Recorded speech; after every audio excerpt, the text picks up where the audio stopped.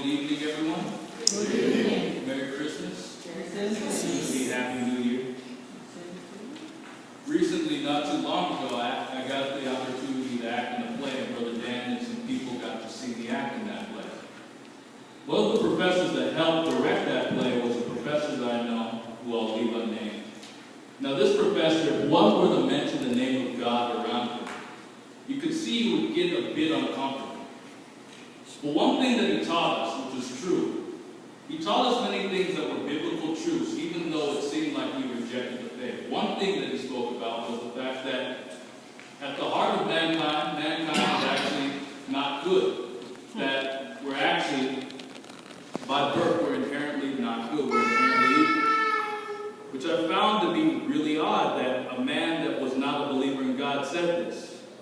And we're all Christians in this room, and if anyone is wondering about that, it says in the Word, it says in Jeremiah 17:9 that the heart is deceitful above all things, and we're desperately sick.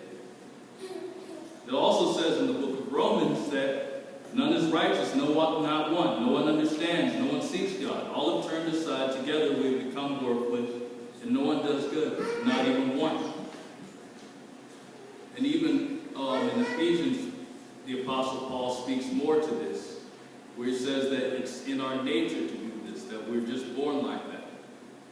And this comes from the original sin with Adam and Eve. And one of the youth asked a really good question about this when we presented this to them.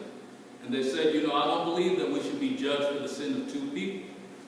But the problem is we're not being judged for the sin of Adam and Eve. It's the fact that sin was so powerful that when they sinned and when they disobeyed God, sin became a part of us. It literally became a part of our DNA, just like our eye color, our hair. So it's said, we've offended God, and because we have offended God, we deserve His wrath. But 2,000 years ago, God sent His Son into the world. It says in the book of Romans, chapter 5, verse 6 through 8, that at the proper time, while we were still sinners, Christ died for the ungodly. Some might die for a righteous person. Others might dare die for a good person. But while we were still sinners, while we were still enemies with God, God sent His Son to die for the ungodly.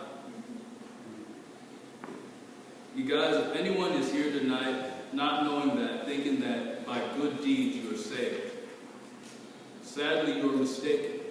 It's not by your good deeds. There's no amount of good deeds that we can do, because it says in Ephesians that it's not by good works that we're saved. It's by grace.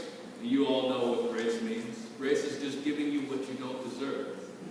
You can never earn God's love, but God is freely giving it to you. He spoke to the prophets like what Sister Gwen and some of the others were reading. The prophet Isaiah, who was writing about Jesus, who wrote, "For to us a child is born, to us a son is given, and the government shall be upon his shoulder. His name shall be called Wonderful Counselor, Mighty God, Everlasting Father, Prince of Peace.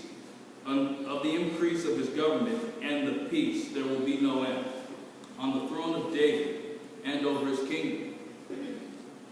You see, God spoke to the prophets of the Old Testament, and what Sister Gwen read today was a fulfillment of those prophecies, because Jesus was a fulfillment of every last one of those prophecies. You guys are here tonight.